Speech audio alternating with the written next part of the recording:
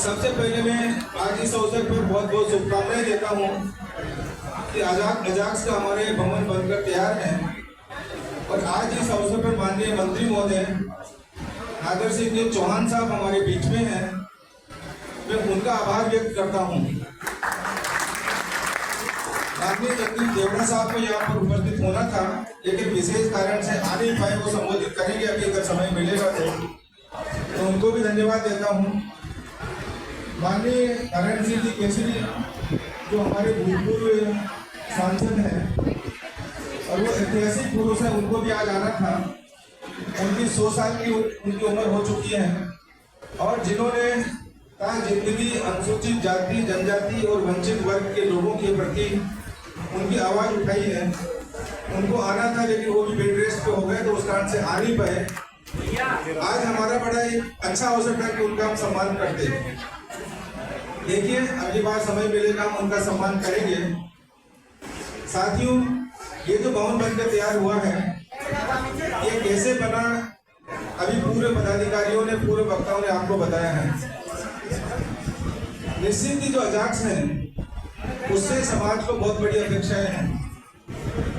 समाज में जो भी घटनाएं होती है, जो भी कार्य होते हैं, समाज ये देखता है कि अजाक्स हमारे लिए कुछ करेगा, क्योंकि अजाक्स ने पिछले 30 सालों में उस तरह की मेहनत की है कि समाज उसकी तरफ देखने लगा। हमारे जो पूर्व पदाधिकारी थे, चाहे रघुनाथ प्रसाद थे, हमारे जो दाइमा साहब अध्यक्ष रहे, भूषण सिंह साहब अध्यक्ष रहे, अमर सिंह साहब अध्यक्ष रहे, हमारे दुर्वे साहब अध्यक्ष रहे और बीच में अन्य जो नॉन IAS अफसर है वो भी अध्यक्ष रहे। उन सब ने मेहनत की है इस संगठन को आगे बढ़ाने के लिए। जहां तक भवन का प्रश्न है, भवन होने से अब ये हमारा केंद्र बन गया है कि यहाँ पर हम लोग बैठें और यहाँ हम राजनीति नहीं करें, हम यहाँ धर्म की चर्चा नहीं करें, क्योंकि मेरा ये सोचना है अगर किसी भी समाज या संगठन को खत्म करना हो तो यहाँ राजनीतिक चर्चा शुरू कर दीजिए, धर्म की चर्चा शुरू कर दीजिए, खुद ही वो संगठन खत्म हो जाएगा। इसलिए मेरा ये कहना है कि कृपया इस संगठन को अगर लंबा चलाना है तो इसको नॉन पॉलिटिकल रखिए, नॉन रिलीजियस रखिए इसको, और इसको सिर्फ और सिर्फ समाज की चिंता करने का एक मंच रखिए, राजनीति का मंच मत रखिए इसको। और मैं ये कह सकता हूँ उसी नॉन पॉलिटिकल सिस्टम से ये संगठन आज तक बचा हुआ है। तो कई संगठन है हमारे जो राज्य शासन के संगठन थे वो खत्म हो चुके हैं, उनकी मान्यताएं खत्म हो चुकी, टूट चुके हैं। तो आज सबसे पहले आज हम प्रण लें, जब हम अजाक्स में रहें तो दोनों चीजों से बच के रहें। हाँ, व्यक्तिगत श्रद्धा आपकी कुछ भी हो सकती है, आप किसी भी भगवान को माने, किसी भी देवता को माने, 33 करोड़ देव देवता किसी को भी मानिए, किसी भी राजनीतिक पार्टी के प्रति अपना प्रेम रखिए, लेकिन यहाँ जब आते हैं तो आप उस चीज की बात करना बंद कर दीजिए। ये आज हम एक प्रण है। जहाँ तक अजाक्स का प्रश्न है, जैसा कि मैंने कहा है कि समाज हमारी तरफ देखता है, क्योंकि अजाक्स समाज के लोग सोचते हैं कि अजाक्स के जो हमारी पदाधिकारी हैं उनमें सामाजिक नेतृत्व है। और आज अगर अनुसूचित जाति जनजाति के समाज में सबसे बड़ी जो जरूरत है वो सामाजिक नेतृत्व की है।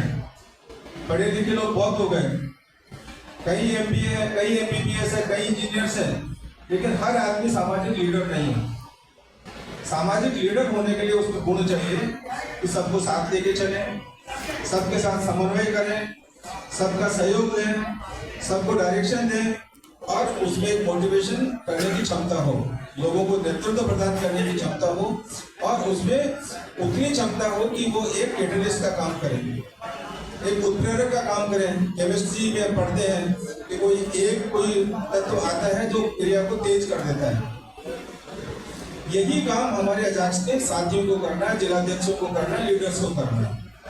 तो सामाजिक लीडरशिप को बढ़ाना हमारा सबसे बड़ा लक्ष्य होना चाहिए, और उसमें ये जो भवन है ये बहुत बड़ी भूमिका निभा सकता है।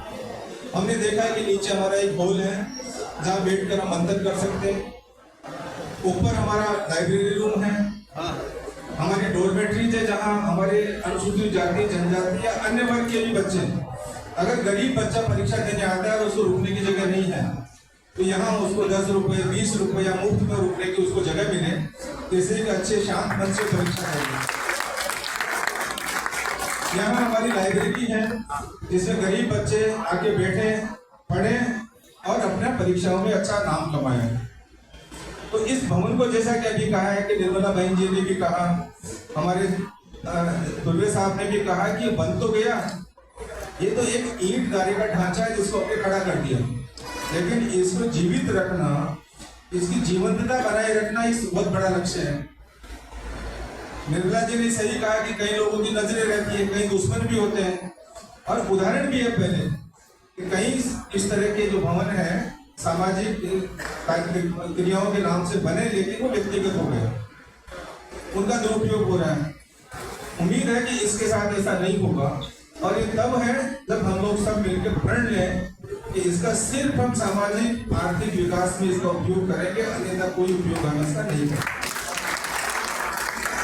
मैं आज ये सोच रहा था कि जो अजाक्स के हमारे साथी जो अजाक्स की सदस्यता लेता है, उनका नैतिक रूप से इतना ऊंचा स्तर रहे कि लोग उनके ऊपर उंगली नहीं उठाए।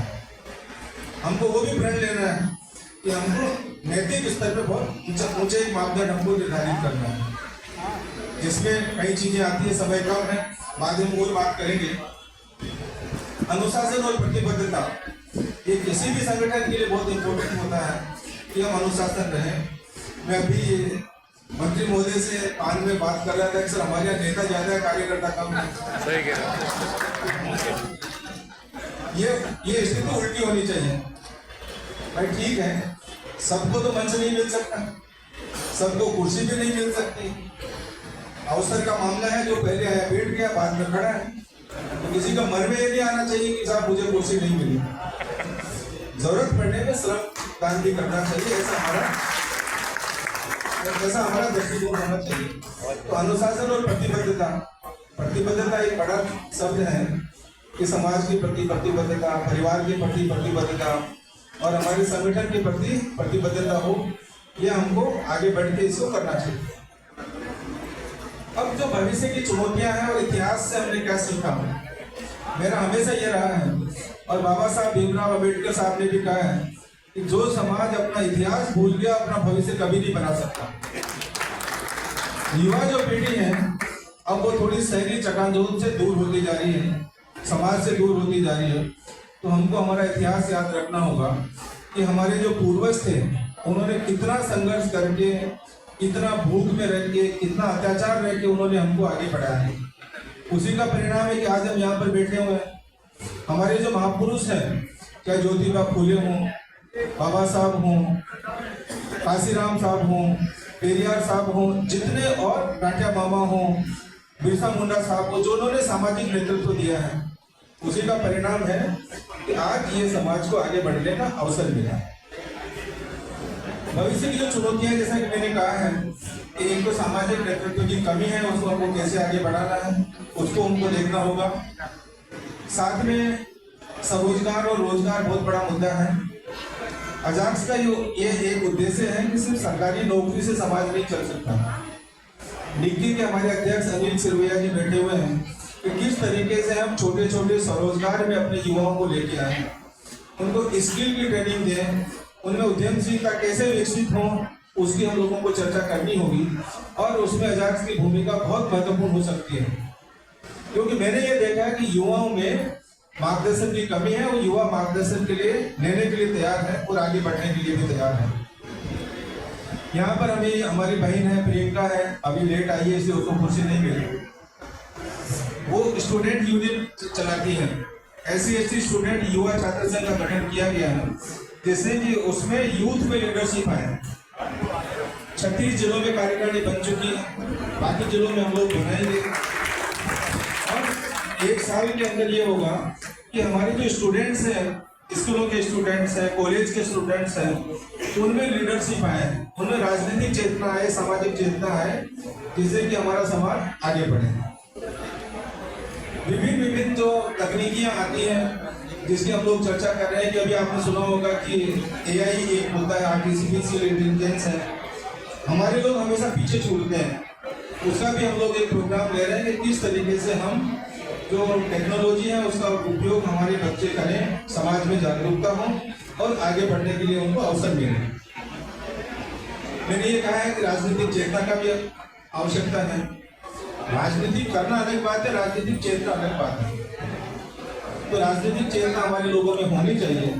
इसके लिए हमको काम करना होगा। बाबा साहब के विचार हैं, ज्योतिबा फुले के विचार हैं, उनको हमको लोगों तक पहुंचाना होगा, जिससे कि लोगों में राजनीतिक चेतना है। बहुत बड़ी चीज है महिलाओं की भागीदारी।